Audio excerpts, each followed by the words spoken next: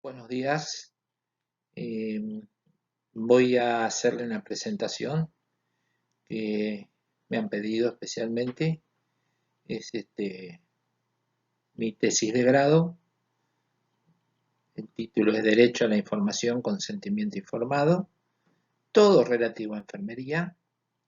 Y bueno, más adelante les voy a contar cómo surge este trabajo.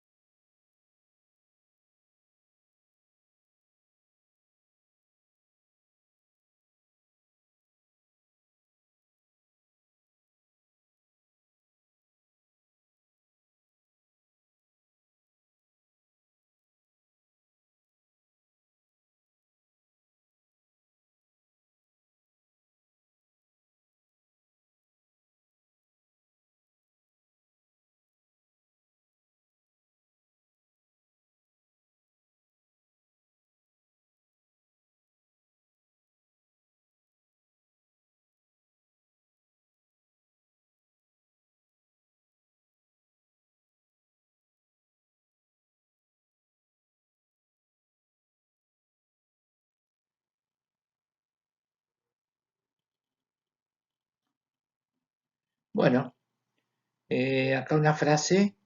El desarrollo personal se da cuando la gente se conecta con ideas poderosas que sabe defender, eligiendo contextos apropiados para su realización.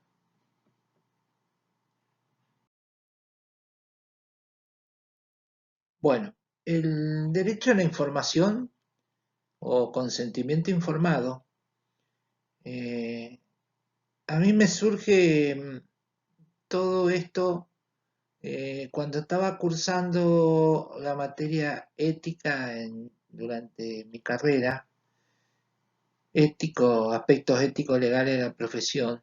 Siempre me interesó mucho el tema de la información, porque yo trabajaba en una institución, trabajé en dos instituciones, una pública, otra privada, y siempre era medio peligroso el tema de decirle a algún paciente, a algún enfermo lo que tenía o lo que pasaba. Digo peligroso en el sentido de que podía generar roces con los profesionales médicos, y y bueno, o hasta con la misma familia que a veces nos interpelaba para poder tener información, porque no tenían información de nada. Se les hacía muy difícil su estancia en el hospital. Entonces siempre me sentía atraído sobre este tema y empecé a investigar y bueno, se dio la oportunidad de que había que hacer un trabajo práctico con tema libre en la materia y elegí este tema, el derecho a la información, consentimiento informado, pero en enfermería.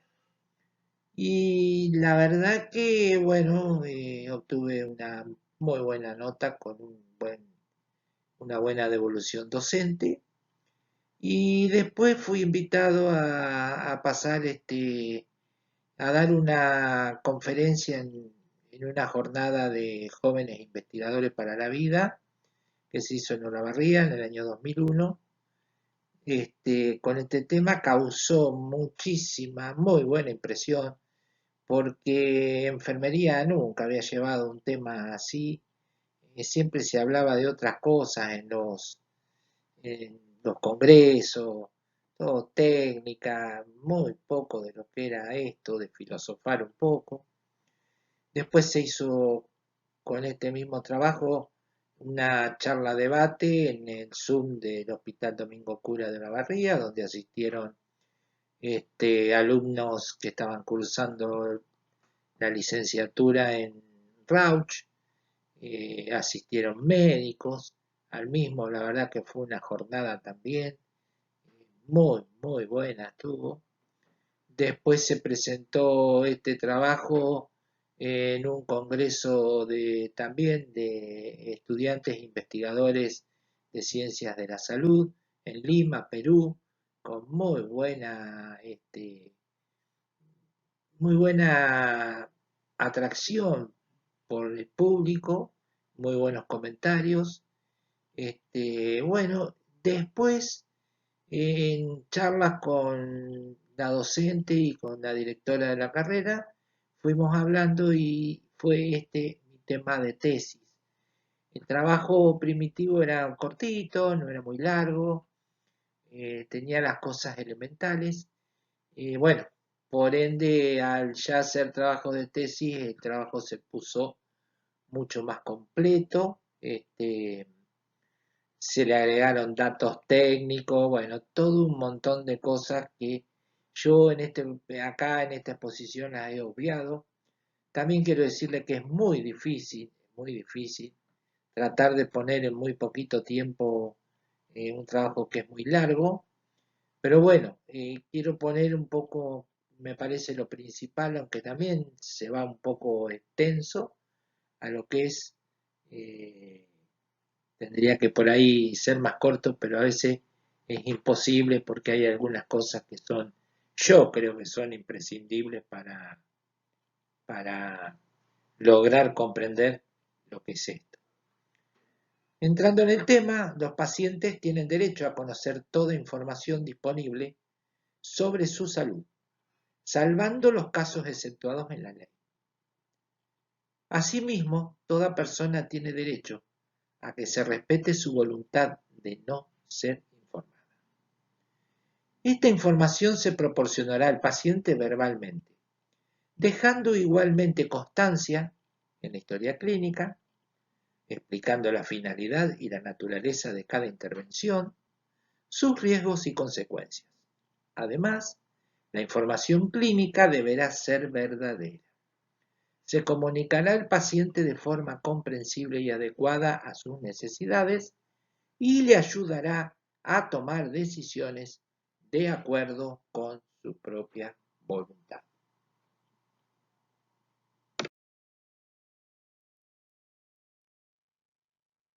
Bueno, ¿quién es el responsable de informar al paciente? Bueno, el médico y los profesionales que le atienden durante el proceso asistencial o le apliquen una técnica o un procedimiento concreto serán responsables de informar al paciente. Ya acá estamos entrando en el tema. En sí lo que yo por ahí me preguntaba y voy encontrando. Yo rebusqué en varias publicaciones, me dediqué a investigar mucho. En ese tiempo era bastante complicado, en el año 89, perdón, 99, todavía el internet no había las herramientas que hay hoy para conocer todo un montón de cosas que, bueno, me dio bastante trabajo, pero fíjense que dice que el médico y los profesionales, ¿eh? que le atienden. Está puesto en negrita y subrayado para que se vayan dando cuenta. Y después, ¿quién tiene derecho a ser informado?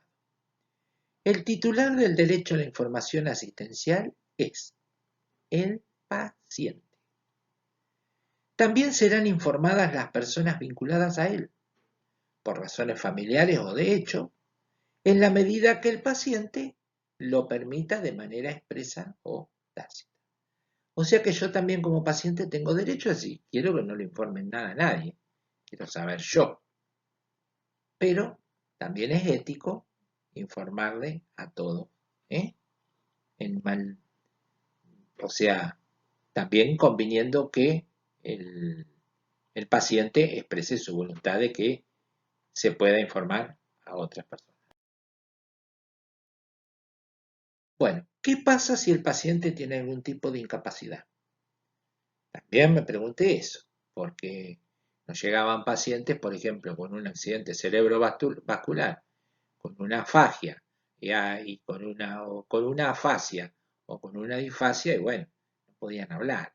Entonces, no nos podían responder, a lo mejor nos podían entender lo que nosotros decíamos, pero no nos podían responder. ¿Qué pasa si el paciente tiene algún tipo de incapacidad? En caso de incapacidad, el paciente será informado de modo adecuado a sus posibilidades de comprensión, informando asimismo a su representante legal. Generalmente, generalmente, nosotros en el diario vivir de estos pueblos o ciudades nos comunicamos con la familia, los familiares directos. Por ahí, en otros casos, en caso de gente que permanece en instituciones o que tiene alguna curatela, y bueno, habrá que informarle a su representante legal. En aquellas circunstancias que, según el criterio del médico que asiste al paciente, éste carece de capacidad para comprender a causa de su estado físico o psíquico, la información se pondrá en conocimiento de las personas vinculadas a él por razones familiares o de hecho.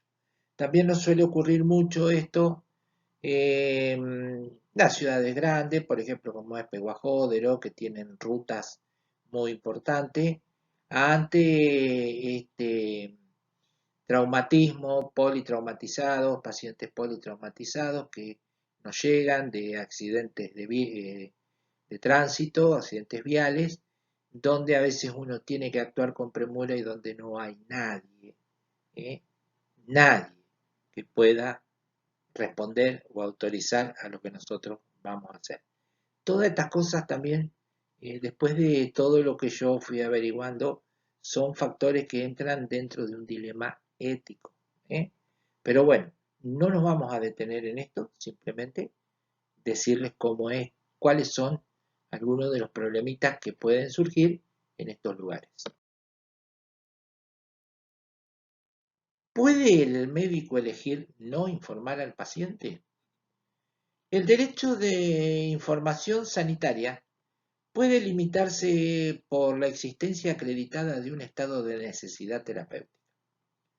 Así pues, el profesional médico puede actuar sin informar al paciente cuando, por razones objetivas, el conocimiento de su propia situación pueda perjudicar su salud de manera grave. O sea, pondrá en lo que nosotros decimos una balanza, el médico, si conviene o no conviene informar ciertas cosas al paciente. Estamos desde ya que siempre actuando con la ética profesional. Estamos no ocultando por ocultar o para hacer alguna cosa que no corresponde, sino que, bueno, sabrá el médico o el equipo de salud en qué momentos decidir no transmitir la información al paciente.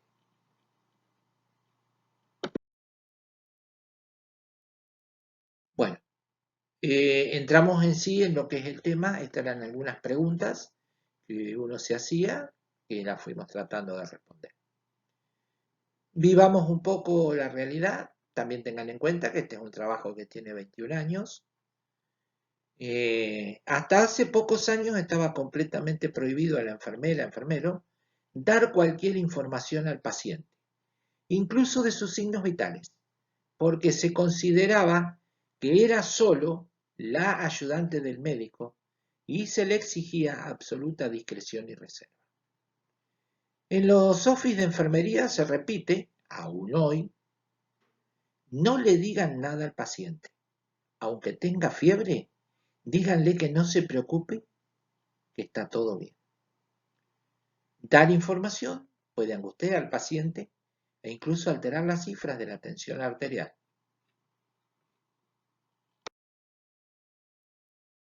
Adjudicado a enfermería, era o es bien pobre. Solo se podía decir, no estoy autorizada, o el médico le informará.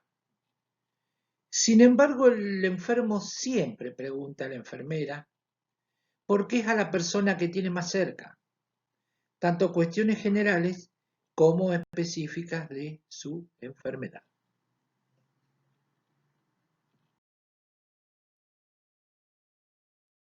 Pretendo analizar en este trabajo la problemática, o sea, después de ver esto, que es una realidad, yo pretendo analizar en este trabajo la problemática relacionada con la necesidad de información que tienen los pacientes, repasar los puntos de los derechos de los pacientes y los códigos deontológicos para clarificar qué hay que decir a los pacientes, quién debe informar y el papel de la enfermera en la información a estos.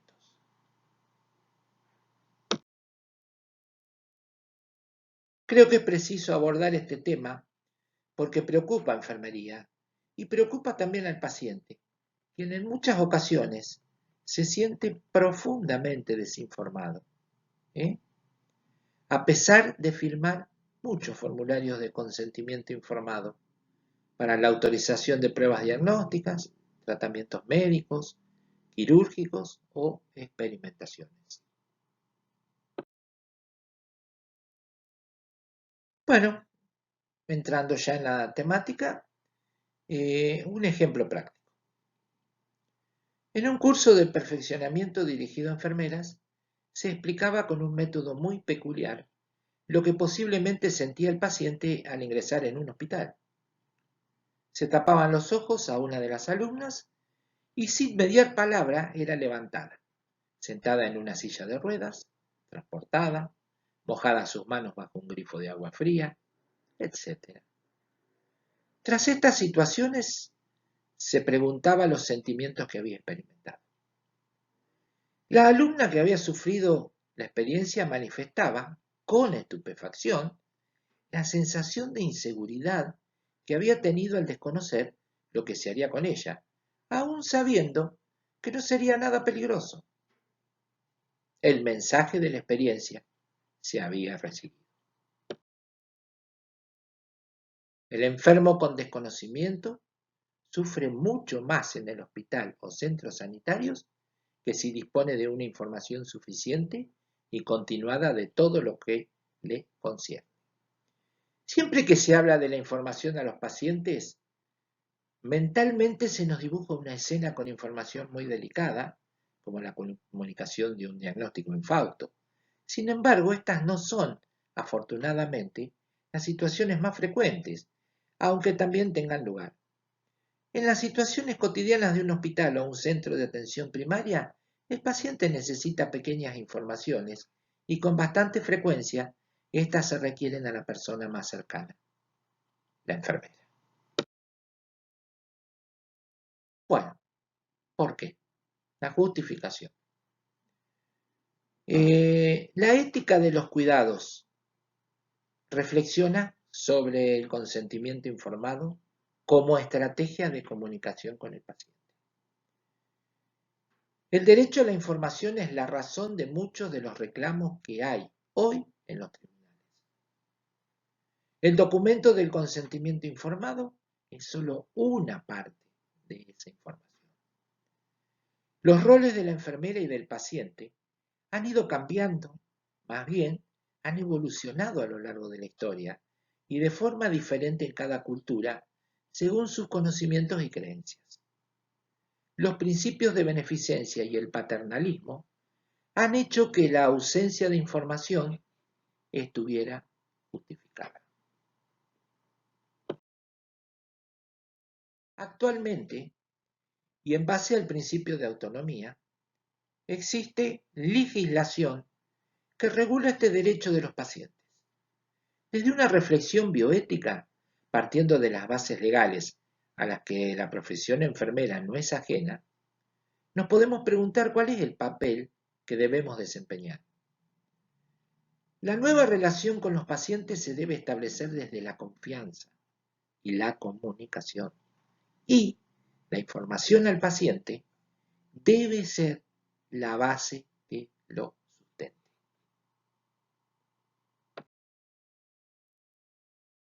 El consentimiento informado se realiza de forma verbal y constando como documento escrito. Garantiza que el paciente ha sido informado. Intenta promover un cambio cultural desde el paternalismo hacia una mayor autonomía del paciente y dar una defensa al profesional ante denuncias de falta de información. Los principios éticos de la no maleficencia, justicia y autonomía reflejan el paso de una relación vertical en que la enfermera dedica a una horizontal en la que se respetan las circunstancias, la ética y la moral de cada persona. Yo, como les dije al principio, no nos vamos a poner mucho a hablar de los derechos de los pacientes, como es la autonomía, la beneficencia, la no maleficencia, la justicia, qué significa el paternalismo.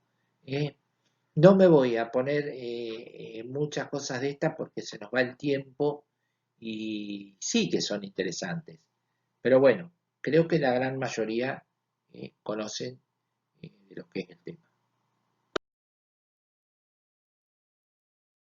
Bueno, la relación entre pacientes y enfermeras se debe basar en la confianza y la comunicación, evitando caer en una práctica de cuidados defensivos.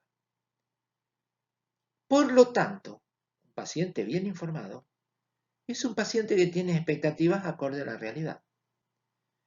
La Organización Mundial de la Salud aprobó en 1994 la Declaración sobre la Promoción de los Derechos de los Pacientes en Europa, que tuvo como base la Declaración Universal de los Derechos Humanos.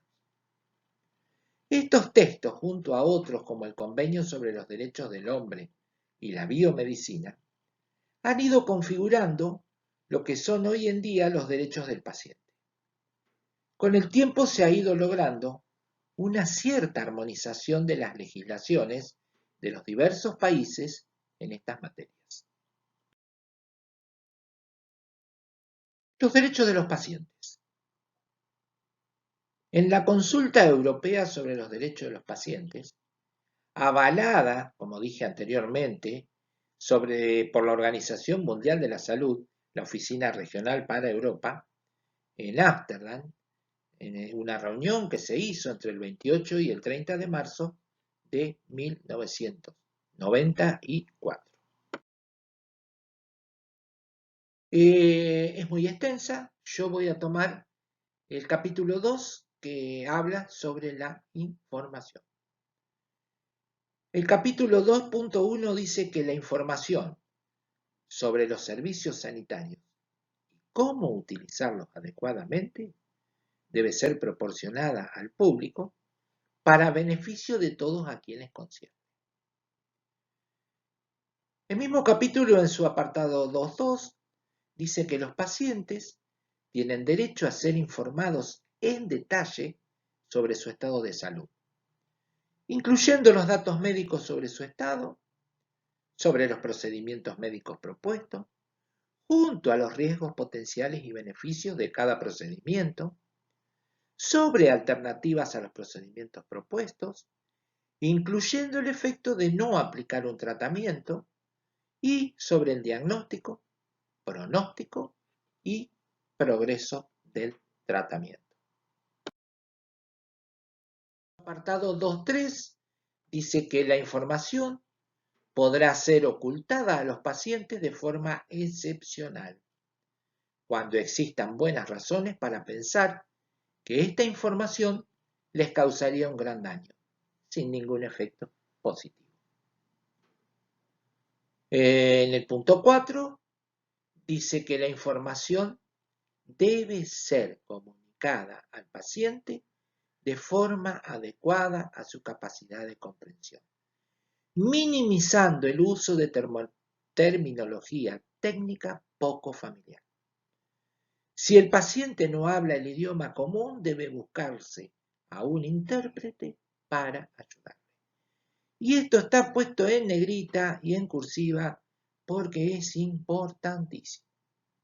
Importantísimo tratar de conocer, yo ya lo he dicho anteriormente, nosotros tenemos una herramienta valiosísima que es la valoración, o sea, enfermería, en el PAE, donde nosotros ahí podemos descubrir también cuál es su nivel, el nivel intelectual de cada ser humano, de cada paciente que tenemos, su nivel de comprensión, de todo un montón de cosas que podemos llegar a descubrir. Entonces tenemos que nosotros, por eso es importante comunicación, por eso se habla tanto de comunicación, por eso tenemos una materia en la carrera que se llama comunicación. Yo pienso que uno de los secretos más importantes de la buena relación con nuestros pacientes es la buena comunicación. Entonces yo tengo que saber expresarme de forma que el paciente me entienda. Porque yo puedo ser muy técnico y saber mucho. Y explicarle al paciente y la familia. Pero me fui de la habitación y el paciente y la familia dice, qué bárbaro, ¿cómo sabe este tipo? Pero no le entendimos nada. ¿Estamos? O sea que tenemos que evitar hablar a veces de terminología. Yo se los digo siempre. Todo alumno que haya cursado alguna materia conmigo, este tema lo sabe muy bien porque se lo digo siempre. ¿Cómo tenemos que comunicarnos con los pacientes? Bueno, los pacientes tienen derecho a no ser informados según su petición explícita. Y otro también, ítem importante, el 6, que dice que los pacientes tienen derecho a elegir a la persona, si así lo desean, a la que se debe informar en su lugar. Elegir a quién se le puede dar la información. Puede ser un amigo, puede ser un familiar directo, un consanguíneo directo, lo que a ustedes les parezca que el paciente puede elegir quién va a ser el que va a recibir la información. Listo con esta declaratoria. En el punto 7 dice que los pacientes deberían tener la posibilidad de obtener una segunda opinión. Importante también. Importante. Que me dejen. Tener derecho a consultar, a hacer otra consulta. Yo no soy rehén ni preso de nadie. ¿Estamos? Cuando sean admitidos, en el punto 8 dice que cuando sean admitidos en un centro sanitario, los pacientes deberían ser informados de la identidad y estatus profesional de los profesionales de la salud que se están ocupando de ellos y de las reglas y rutinas que se aplicarán durante su estancia de cuidado. Importante también. Nosotros debemos ser custodio de que cada profesional de la salud lleve una identificación para poder saber con quién estamos hablando, qué rol jerárquico ocupa en el equipo de salud esa persona. ¿Estamos? No, no hay caso, en algunas instituciones no hay caso. Y han pasado problemas con estas cosas. ¿Y quién le dijo? Y a mí me dijo una chica rubia. Y pero rubia hay 3 o 4. Estamos, no, que te tengamos el nombre, pues si yo, si a mí me preguntan, ¿vino? ¿Quién vino? No, vino la enfermera fulana. Vino la fisiatra tal. Vino la kinesióloga tal. Vino el doctor tal. vino la mucama, tal. Estamos con nombre y apellido. ¿Quién estuvo conmigo? ¿Quién me dijo tal cosa? ¿Con quién hablé? ¿Estamos? En el punto 9 dice que los pacientes deberán poder solicitar y obtener un resumen escrito de su diagnóstico, tratamiento y cuidados recibidos al ser dados de alta de un centro sanitario. Por suerte y por desgracia me tocó vivir, debido a mi enfermedad, en un centro de atención donde todas estas cosas se cumplen al pie de la letra, donde realmente uno se dio cuenta de que no estaba equivocado cuando reclamaba ciertas cosas. ¿Estamos? El derecho del paciente es respetado en instituciones de renombre, eh, que no de gusto, son, son conocidas. ¿Estamos? Y se respeta mucho. Todo esto se respeta mucho. ¿Estamos?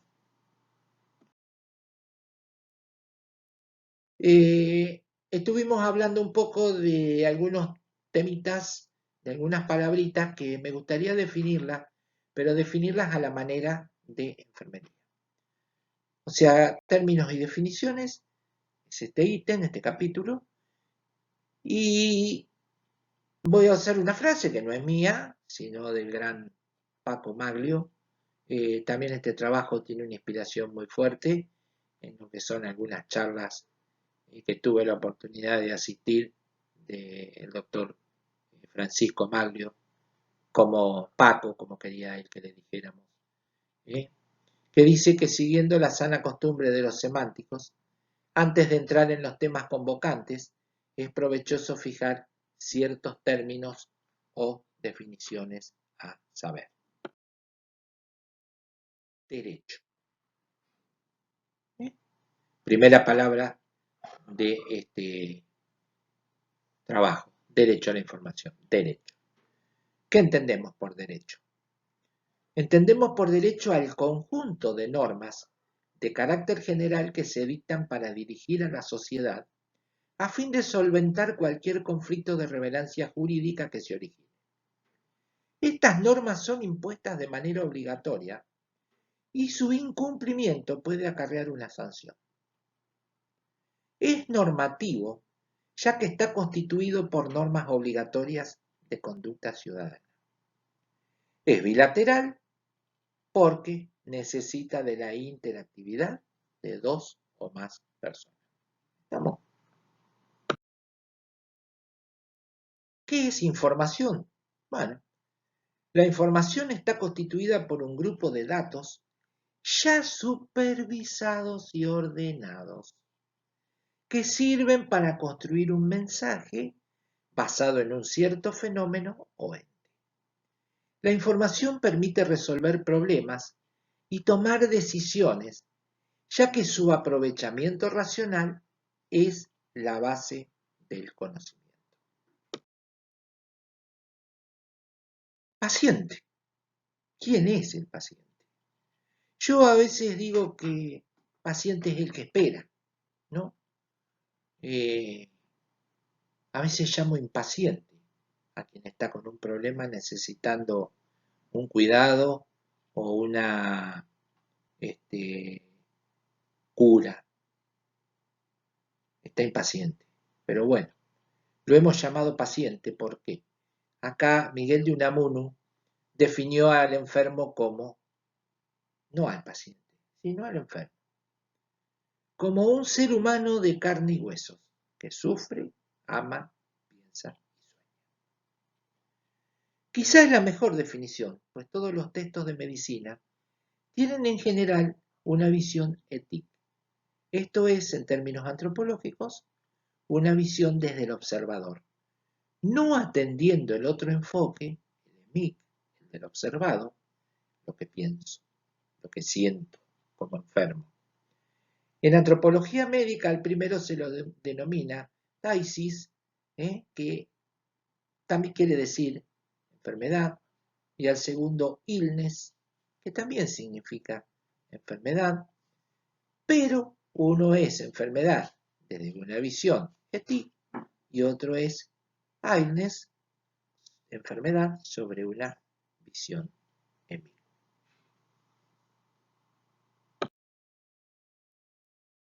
Cultura, y esto es importante. Cultura se refiere al conjunto de bienes materiales y espirituales de un grupo social transmitido de generación en generación a fin de orientar las prácticas individuales y colectivas.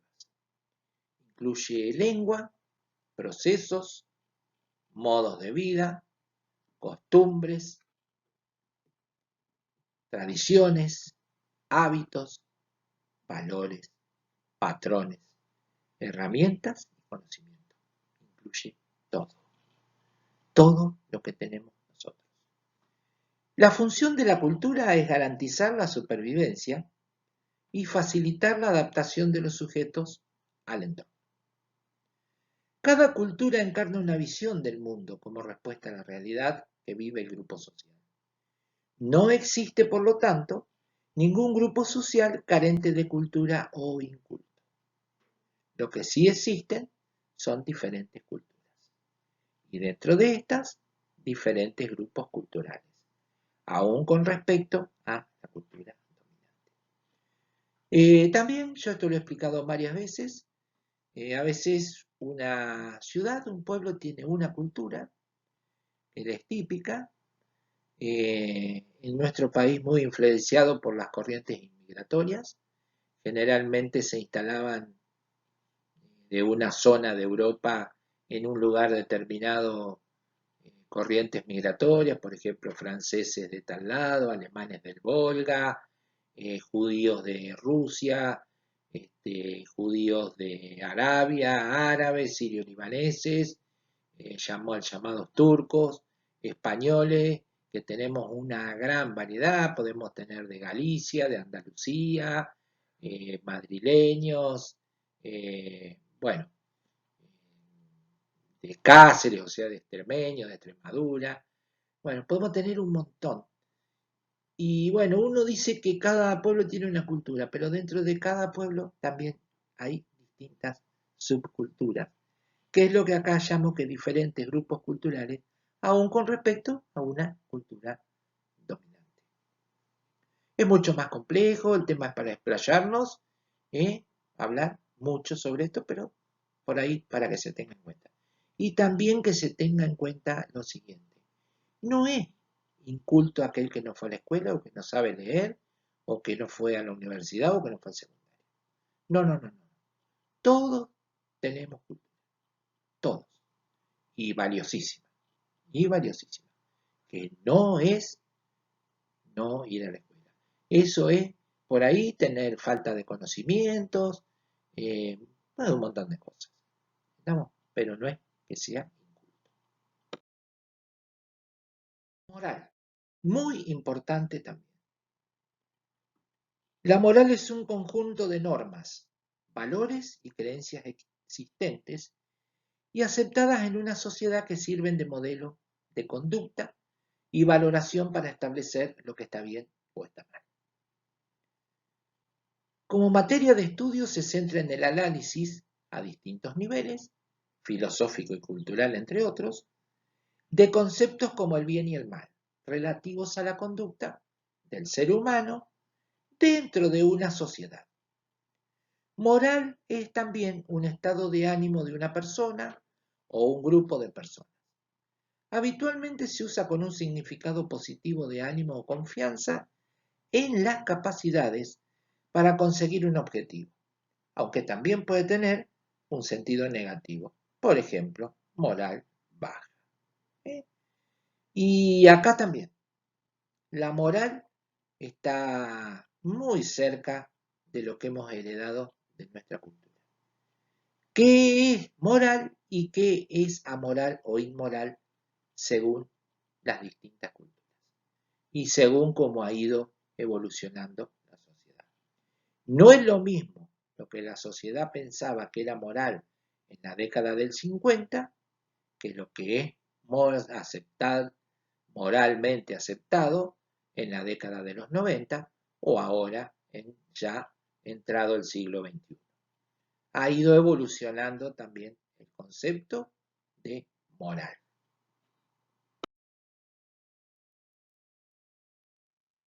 Bien, y acá tenemos ética. Desde la ética de la virtud del siglo de Pericles al utilitarismo de Stuart Mill, mucho se ha escrito y discutido sobre el tema.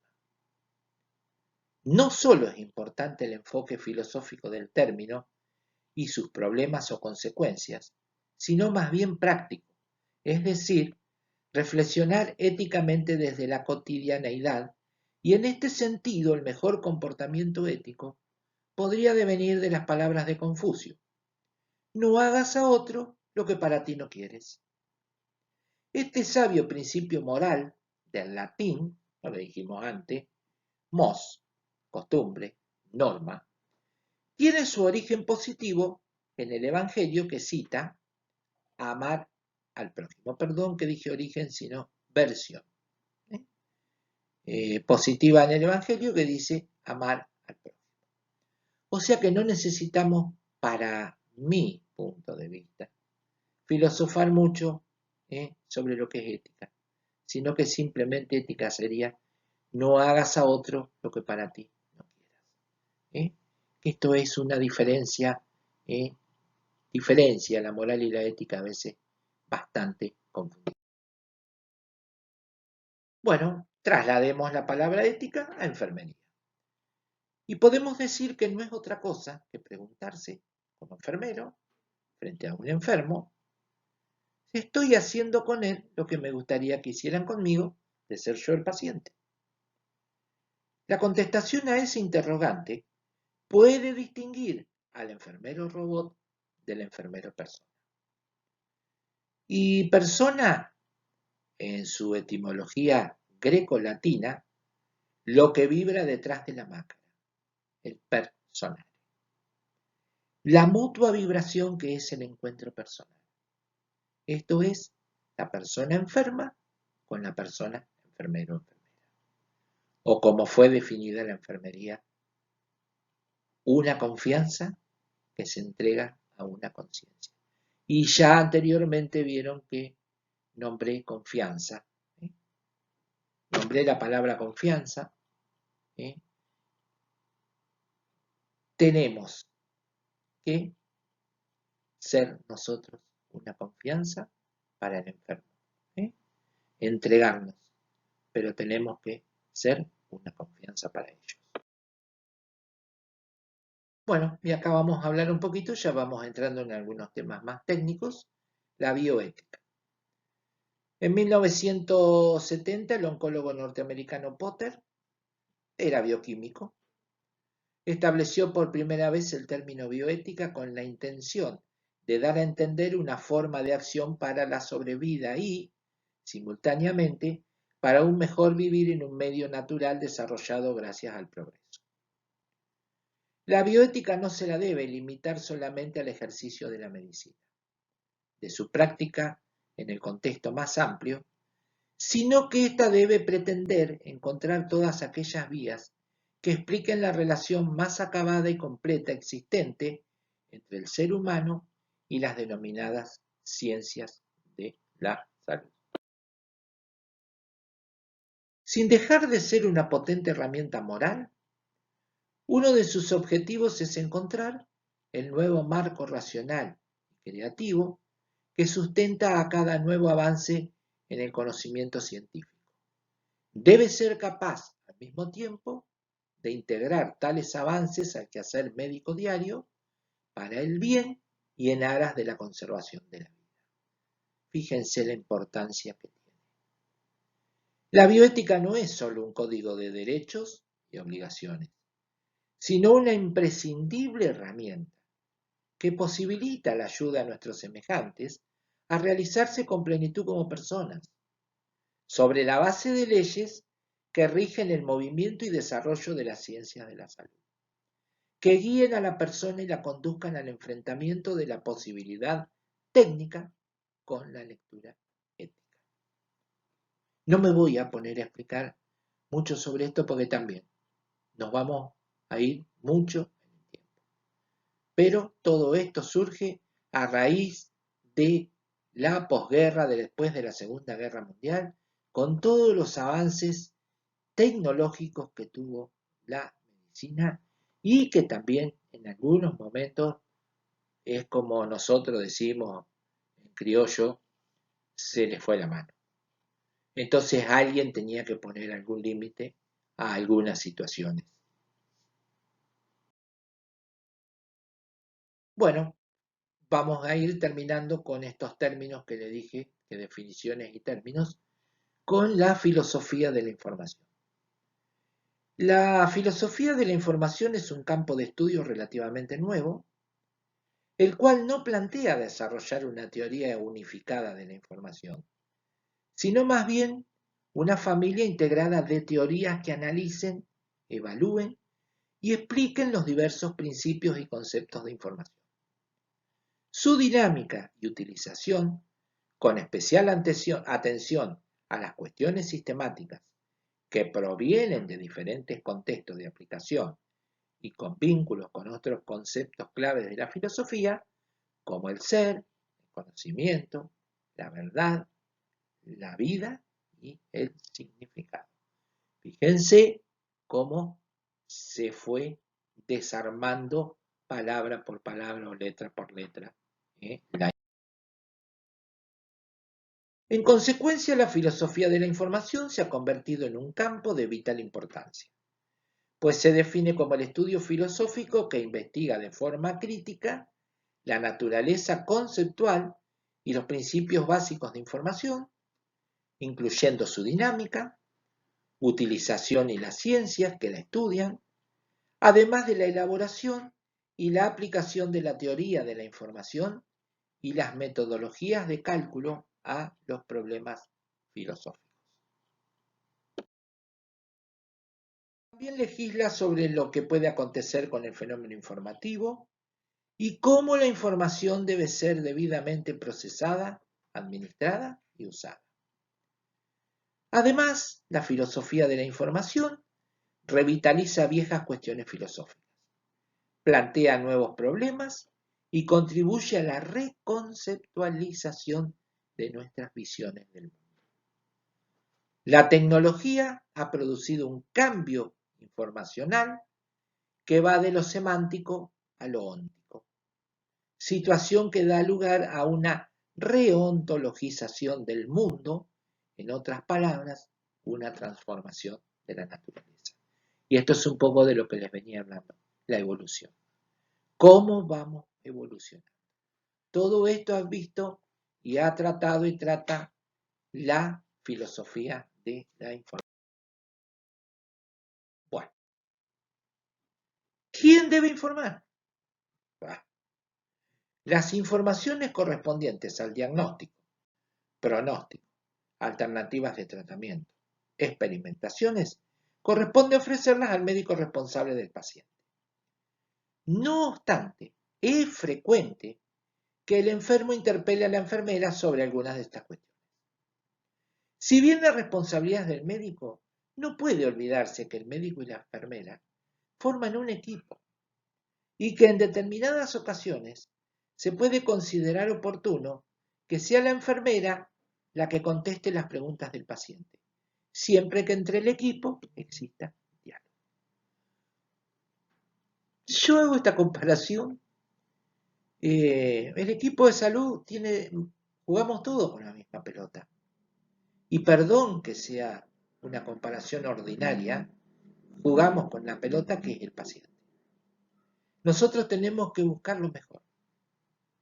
Y como equipo tenemos que buscar ganar. ¿Y cómo se gana? Haciendo goles. ¿Y cómo se hacen goles en un equipo? Cuando cada uno cumple la función que debe cumplir. Cuando cada uno es solidario con el otro. Entonces, llegamos a que nosotros podemos dialogar. Y si nosotros estamos bien formados y capacitados, hay veces que por cuestiones de tiempo podemos entablar una relación, una charla con el médico tratante de un enfermo y poder brindar algunas informaciones que el médico por su tiempo por ahí no puede darle al paciente o pequeñas informaciones que nos van preguntando a nosotros los enfermeros. Pero sí que seamos reconocidos como profesión, que seamos reconocidos que estamos formados, que tenemos una formación científica, ¿eh? Que también nosotros podemos brindar ciertas informaciones.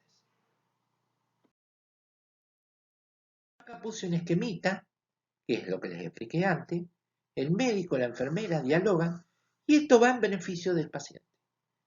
Si los dos hemos dialogado y los dos brindamos informaciones al paciente, la relación cambia, la estancia de ese paciente o enfermo en una institución o en cualquier lugar donde él esté y se siente bien informado, bien cuidado, la relación es óptima, es otra. Se los digo por experiencia. Bueno, información que corresponde a enfermería.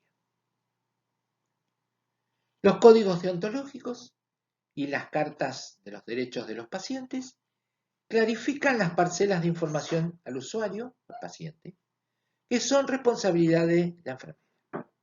En primer lugar, corresponde, sin lugar a dudas, informar de todos los procedimientos y cuidados que la enfermera realiza al enfermo y, si se considere oportuno, informar también a familiares o personas significativas del paciente, sin olvidar solicitar su consentimiento respecto a alguna investigación que se pensará llevar a término con el paciente.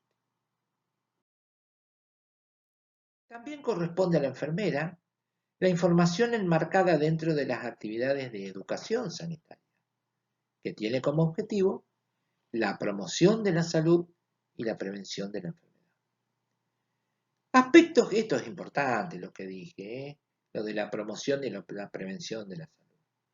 Hay que dedicarle tiempo, hay que dedicarle tiempo.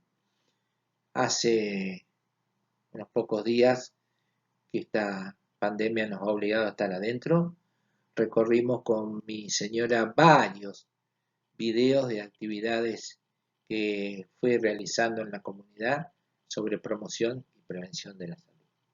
La verdad que son muy gratificantes y hemos pasado muy buenos momentos haciendo estas cosas. Por ahí también, un poco dejadas de lado, por lo que dijimos antes, de cuando hablábamos de paciente, de lo que había dicho Unamuno, cuando diferenciábamos el enfermero robot del enfermero persona. Hemos caído en un paradigma racional tecnológico que nos ha convertido en unos robots, herederos del positivismo. Creo que todos saben qué es el positivismo. Y también del taylorismo. También algo perimido dentro de la administración científica. El taylorismo convertía al ser humano en otra máquina, o Fordismo también llamado, en donde tenía que hacer una sola cosa y era otra máquina dentro de la máquina, el ser humano. Y nosotros también. Yo entiendo, no es que cuestione o critique, sino que el tiempo no nos da, somos pocos para muchos, y bueno, las cosas se deben hacer y no tenemos tiempo para muchas cosas que tendríamos que hacer como enfermeros. Por eso estamos buscando con algunos colegas tratar de sentar las bases para un cambio de paradigma. Cambiar al paradigma más humanizado, a un paradigma humanista.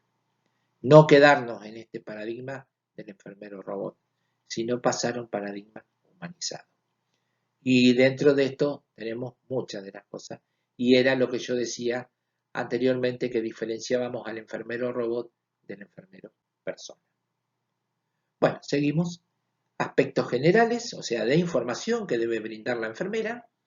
Aspectos generales como nombre de la enfermera responsable en cada turno, horarios del servicio, normas de la unidad, etc. En una palabra, orientar al paciente donde puede obtener respuesta de todas las dudas en aspectos no sanitarios, También es responsabilidad de la enfermera, que por cercanía al paciente puede detectar y dar pronta respuesta a numerosos interrogantes del enfermo. La enfermera puede colaborar con los médicos del equipo, reforzando la información ya ofrecida.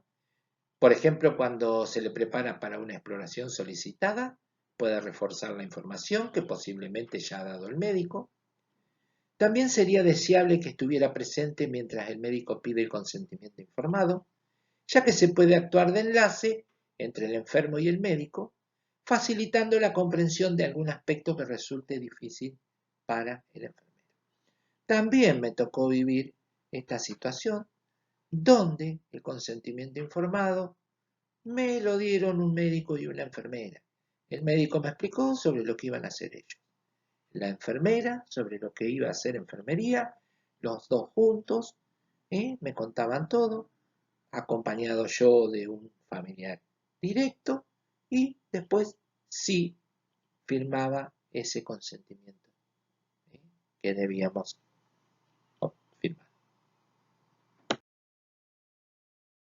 ¿Qué tipos de información?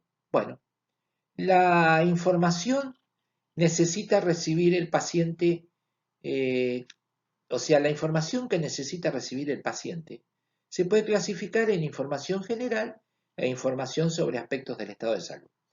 En ambos tipos de información, la enfermera tiene unas responsabilidades específicas y unas compartidas con otros miembros del equipo de salud.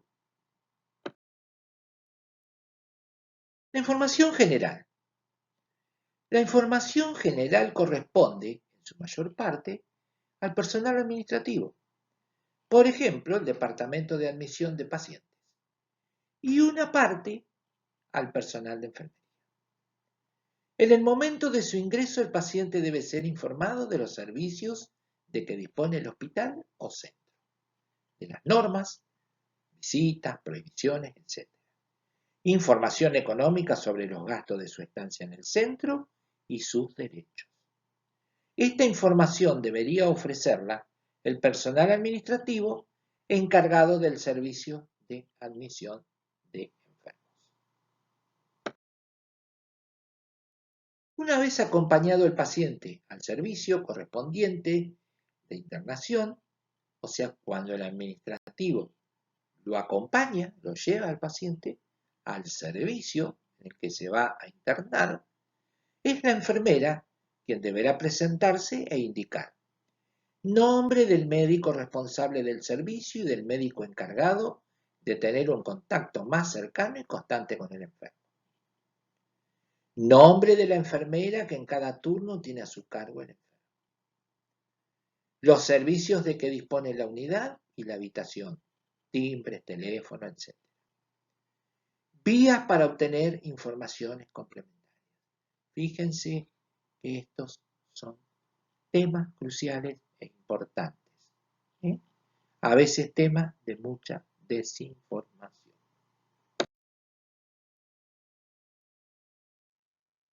Información sobre los aspectos del estado de salud. Y acá viene una cuestión compleja. El objetivo de esta información es aportar al paciente los elementos de juicio suficientes para que pueda participar activa y responsablemente en las decisiones que le afecten. El paciente debe sentirse parte integrante de su propio progreso. Esta definición marca distintos interrogantes. ¿Por qué se debe? Y volvemos al principio. ¿Por qué se debe informar a los pacientes? ¿Qué información debe ofrecerse? ¿Quién deberá ofrecer al paciente esta información? Bueno, ¿qué información debe relevarse? La posición de los tribunales en los últimos años, acuérdense que esto tiene 21 años, respecto a la información de los pacientes, no resuelve totalmente qué nivel de información hay que revelar, porque a todos los pacientes no se los puede tratar de idéntica forma. El criterio profesional del médico y de enfermería puede ayudar a determinar qué información es necesaria revelar De manera que en casos de pacientes aprensivos, en situaciones de urgencia, puede ser contraproducente dar ciertas informaciones que puedan angustiarles excesivamente. En cada caso, habrá que sopesar entre las ventajas e inconvenientes que la información produciría. Parece que existen dos tendencias entre los médicos. Parece no. O sea, existen dos tendencias entre los médicos hacia la información de los pacientes, la norteamericana y la europea. Esto dice parece porque también está sacado de alguien que está investigando este tema. En la primera se tiende a comunicar completamente el diagnóstico, o sea, la norteamericana, el pronóstico, los tratamientos propuestos y los riesgos inherentes a cada tratamiento, así como posibles alternativas en un intento de potenciar la autonomía del paciente para tomar las decisiones. En la europea se tiende a no dar toda la información, sobre todo respecto a los malos pronósticos, para no perjudicar al paciente, evitando sufrimientos sobreañadidos a su enfermedad. Pero bueno, esto queda a criterio de cada uno y también del paciente. Hoy el derecho de autonomía es uno de los derechos que más trabajados está. Ya cada paciente sabe más o menos lo que le toca. Yo siempre digo que hoy, si el enfermero le toma en el domicilio la presión a un paciente y tiene la presión arterial elevada, el paciente ya directamente se va al cardiólogo. Antes iba al médico de familia o a su médico clínico y de ahí iniciaba todo un periplo. Hoy ya el paciente sabe, conoce todas estas cosas que entran dentro del principio de autonomía. Bueno, el engaño, esto es en la información que se da en los dos tipos de información. El engaño ha sido comúnmente aceptado en la práctica de la medicina. Beauchamp y Childress, dos autoridades en ética médica. Está muy bueno leer a algunos autores de estos, principalmente Childress, que tiene un trabajo hecho muy lindo sobre la ética de los seres humanos con los animales, el trato con los animales. Está muy bueno el trabajo, esto viene una acotación al margen. Escribieron que engañar a las personas es una falta de respeto. Existiendo dos clases de mentiras, las maliciosamente intencionadas y las benevolentes y altruistas. La gran mayoría de médicos y enfermeras que mienten al enfermo pertenecen a este último grupo, o sea, a las benevolentes y altruistas. Pero en caso de personas razonables, es preciso revelar al paciente toda la información destacada para tomar las decisiones oportunas, respetando su derecho de autonomía. Es indudable que informar a los pacientes del tratamiento aumenta su cooperación y favorece su recuperación y evita los tratamientos que el paciente considere con demasiado riesgo. Es preciso encontrar el equilibrio entre una revelación completa y la discreción oportuna, dependiendo de cada caso y situación. Los que han tenido o hemos tenido oportunidad de estar o conversar con personas que integran un comité de ética en algunos hospitales, una de las cuestiones que provoca los dilemas éticos más importantes es la información. A veces surgen los dilemas por causa de la desinformación. Bueno, modos de informar. A veces pequeños matices o simples frases pueden convertir una información incompleta en una información completa y a la vez ponderada y adaptada a las necesidades del usuario. En los puntos siguientes se presentan 3 modos de revelar la información a un paciente ofreciendo una información incompleta, o sea, éticamente incompleta, es la que el profesional tiene muy claro el derecho de autonomía del paciente para decidir sobre determinada prueba diagnóstica o tratamiento, pero no tiene en cuenta si la información le puede perjudicar en lugar de beneficiar. Una información incompleta, ética y legalmente, un profesional de la salud es consciente que no ofrece toda la información, porque considera angustiaría en exceso al enfermo, con lo que la elección del paciente no es totalmente libre, pero es la más adecuada a criterio del profesional de salud. Y bueno, por último, la información ponderada, o sea, la información completa, es en la ética y legalmente, es en la que el profesional de salud ofrece una información suficiente, evitando angustiar excesivamente, para que el paciente tome la decisión más oportuna. Bueno, vamos llegando, nos vamos acercando al final. Acuérdense que se obviaron todos los pasos técnicos que hay, bueno, un montón. Habilidades de enfermería para dar una información difícil, esto es importante. El profesional sanitario debe estar preparado para mantener conversaciones difíciles con los pacientes o sus familiares, sobre todo en aquellos casos en que debe comunicar una mala noticia que posiblemente causará trastorno al receptor de la misma. Esta habilidad debe adquirirse tanto para las conversaciones frente a frente como en las telefónicas, ya que con frecuencia es la enfermera quien recoge la llamada de los familiares y con cierta frecuencia deberán ofrecerle informaciones conflictivas. Aunque lo importante es el contenido del mensaje, no debe olvidarse que la forma de presentarlo puede ayudar mucho al receptor a asumir gradualmente la noticia.